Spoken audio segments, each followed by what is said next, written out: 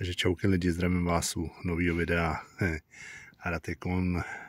Ratikon je na zádech a dneska si povíme o tom, jak se zbavit vrzání a lupání u tohohle kola.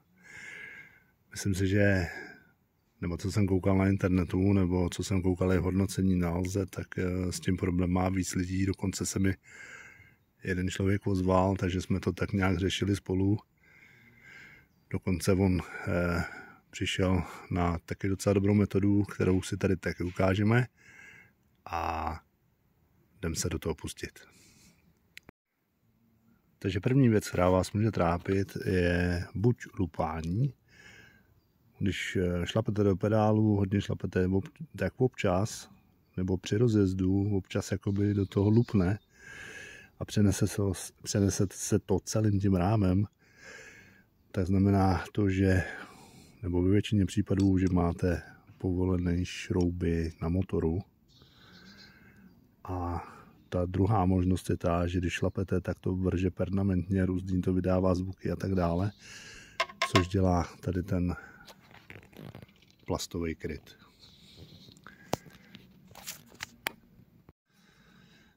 První věc, kterou když teda nám začne to lupání, teda od toho motoru, je potřeba sundat tady převodník a řetěz. Takže já se na to vrhnu a za chvilku zase ve střihu ukážu další detail. První si sundáte řetěz, pak potřebujete imbusový klíč a povolíte s ním, nevím, který to je číslo, ale povolíte s ním všechny tyhle 4 šrouby a pak se vám povolí tadyhle ten kryt převodníků a za ním je vlastně převodník. Takže ukážu za chvíli zase ve střihu. Co jsem ale zapomněl, tak než tohleto uděláte, aby se vám dobře vyndovaly tyhle ty šrouby, tak je potřeba sundat i tady ten plastový kryt, kde máte taky imbus, ale menší. Jo.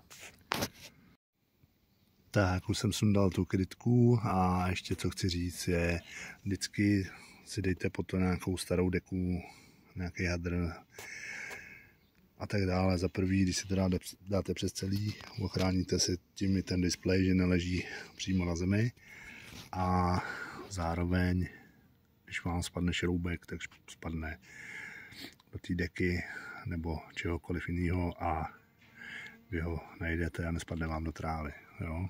Případně, když to budete dělat na dlažbě, tak tam to samozřejmě najdete. Takže teďka můžete vidět, tak převodník a kryt převodníku je sundaný. A teď je potřeba sundat ještě šroubovákem křížovým tady tu krytku a dostanete se k hlavním šroubům. Každopádně ještě zopakuju jednu věc. V podstatě pokud se na to necítíte a pokud máte někde poblíž kolofix, tak to samozřejmě nechte na ně. Případně pokud se bojíte o záruku, tak taky samozřejmě. Protože samozřejmě můžou dělat někdy nějaký fóry. Jo. A těžko říct, jak to řeší. Každopádně samozřejmě dá se to udělat tak, že se nedá nic poznat, ale jak říkám, pokud se na to někdo necítí, tak to nedělejte a dejte to tam. Já už jsem to teda utahoval, no ještě abych řekl ten příběh v podstatě, tak já už jsem utahoval i motor pořádně, protože se povolil při cestě, kdy jsme jeli nějakých 54 kiláků na výlet a zhruba ve 38 se mi to povolilo a celý ten motor se takhle hýbal. Takže a já si naštěstí beru sebou nářadíčko, všechno možný, takže jsem si to tam dotáhl zpátky, ono to zabere v podstatě, řekněme 15 minut, 20, když se člověk snaží to udělat rychle. No, ale v podstatě bych ani nemohl dojet, jak se to hýbalo. Jo. Takže tak, no.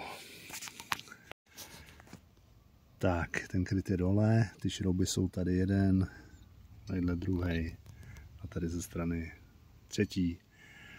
A je potřeba je pořádně dotáhnout. Jo, od výroby jsou asi nastaveny nějaký menší tolerance nebo menší utahování na tom šroubováku, co mají asi, myslím si, elektrickým, že tam mají nastavený nějaký newtonometry, ale ve většině případů nebo v dosti případech je dost možný, že se to povolí a pak to lupe a když je někdo těžší, třeba jako já, jo, a prostě to kola na to asi není úplně tolik stavený, myslím si dokonce, že možná, že ten rám mohl být o něco tuší v této části, kdy se to vlastně, jakoby, když člověk šlape, malinko asi kroutí a tím se to vždycky jakoby rozhejbe všechno. Tak samozřejmě může za to rám a může za to prvotní nastavení, kdy oni to nedotáhnou opravdu fast a povoluje se to, jo. Takže ale říkám, je to na každém z vás, kdo se na to cítí, udělá si to, kdo ne, dejte to do Kolefixu a snad si oni s tím nějak poradí, no. Já doufám, že to neutáhnou a že to zase třeba nezlobí zase za chvíli znova. Tak, když už šrouby dotáhnete, tak to tady něčím vystříkněte si vzduchem nebo klidně, dá se říct, nějakým lihovým sprayem, třeba na brzdy. Tady vymyjete všechny ten prach a prostě ty kamínky, které jsou tady zalítaný, ať je zase jako nezavřete tím krytem, že pak to může způsobovat různé pazvuky a tak dále. Tak je důležitý, nezapomeňte tam vrátit tu krytku. Sice nic by se asi nestalo, ale patří tam, no. Zároveň, když už máte sundaný převodník a jde se k němu krásně dostat, můžete si ho pak očistit nějakým preparátem, přípravkem, ať není zasviněný od oleje nebo čím mažete, protože samozřejmě každá ta část se pak nachytává, že z toho řetězu, tak je to celý oblemcaný a může to být hodně slušně zadělaný od prostě omastku nebo masnoty. Pamatujte taky na to, když už ten převodník vracíte, že patří tady za to. Jo? Moje první chyba, jsem to poprvé rozdělal, tak samozřejmě jsem to dával před a zase to člověk musí rozmontovávat celý, když zjistí, že to je špatně. Takže tady to za a pak tady na tu stranu dáte ten kryt. Tak, už to mám celý sešroubovaný a teď přijde ta druhá část a ta je ta, že máme tady tu plastovou krytku, která doléhá sem. A je potřeba to nějakou gumou, anebo já jsem vymyslel to, že tam dám klasickou houbičku na mytí nádobí a prostě dá se to tak, aby ta část toho plastu nedosedala tady na ten rám a zbytečně to nějak extra nevrzalo. No, potřebujete na to tu houbičku nějakou takovou střední, samozřejmě nějaký nůžky a je potřeba to prostě nějak vystřihnout a já vám ukážu plus minus asi, jak by to mělo vypadat, ale teď se jdu na to vrhnout a za chvilku zase bez střihu další část videa. Tak, vyřešil jsem to vlastně takovýma kouskama, kdy si nůžkama ustřihnete kus, pak se to dá hezky ještě odtrhat od toho, až se to sevře, ale to až za chvíli. Tady do té části a teď je to potřeba sešroubovat. On to krásně projde tím molitanem a vrzání je konec. Pokud tam teda se nedostanou pak nějaký kamínky a tak dále, může se stát, že to třeba někdy začne. Záleží, jak to člověk zmákne dobře, ale jinak jezdí kolo pak úplně nádherně tiše a je to úplně o něčím jiným.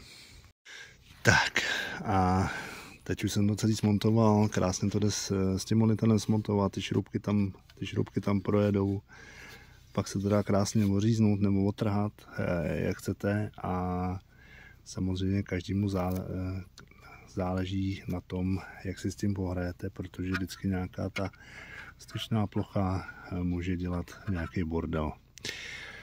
No, co k tomu dodat? No, samozřejmě tyhle ty věci nikdy nepotěší a samozřejmě nelze to nějak chválit, mohl to výrobce trošku udělat líp, ale zároveň hodnotím to kolo jakože, nebo takhle, kdybych ho koupil za plnou cenu, tak samozřejmě by člověk nebyl tolik nadšený, jo, za těch 54 něco, ale za polovinu jsem ochoten tyhle věci odpustit, protože jinak to kolo je super.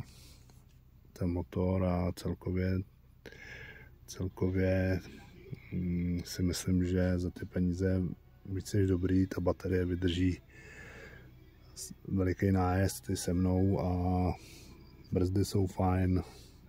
No, prostě baví mě to kolo a nemůžu na něj kromě tyhle věci říct něco špatného a myslím si, že za ty peníze, za tu polovinu víc než stojí, to je dobrý. Za plnou cenu říkám, to už bych asi nadával, ale za plnou si člověk tak nějak s tím pohraje a pohoda. No nic, jdu nasadit ještě řetěz a jdu zkusit, jak se mi to povedlo, ale jelikož už jsem tam jednou tohleto variantu dělal, teď jsem pro ukázku na video to celý sundal a dal jsem nový Timolitany, protože už přece jenom tam zapadal bordel, tak si myslím, že to bude fungovat na pohodu a že to bude krásně tichý. Já doufám, že to někomu tohle video pomůže, že se to někomu zdaří tak, jak má, že bude spokojen a že mu to bude jezdit a já se loučím a zase u nějakého dalšího videa. Ahoj.